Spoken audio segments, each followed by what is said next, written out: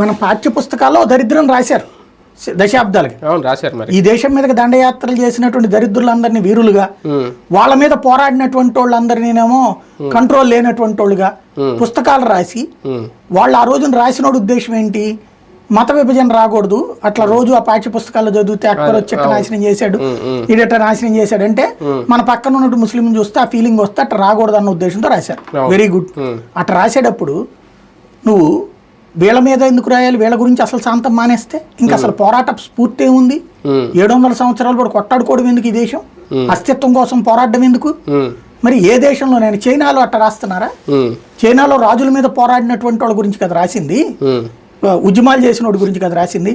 అదే ఉద్యమకారులు ఎక్కడ వచ్చేటప్పుడు స్వతంత్రం కోసం పోరాడిన వాడిని వదిలేసి స్వతంత్రానికి సంబంధించినటువంటి దాంట్లో స్వతంత్రాన్ని లాక్కున్నోడి గురించి పాజిటివ్ రాసుకొచ్చారు. అక్బర్ ఈ దేశాన్ని దండయాత్రలు చేశాడా, లేకపోతే అక్బర్ ఏమన్నా ఈ దేశానికి వచ్చి అన్నం పెట్టాడు మనకి, లేదా బ్రిటిష్ వాడు ఈ దేశానికి అన్నం పెట్టాడా, లాక్కుపోయాడు మన దగ్గర నుంచి. కానీ అట్లా రాసుకొచ్చి మనకి ధవళేశ్వరం బొమ్మ దగ్గర ఎట్లా పెడతారో అట్లాగా ఉంటది.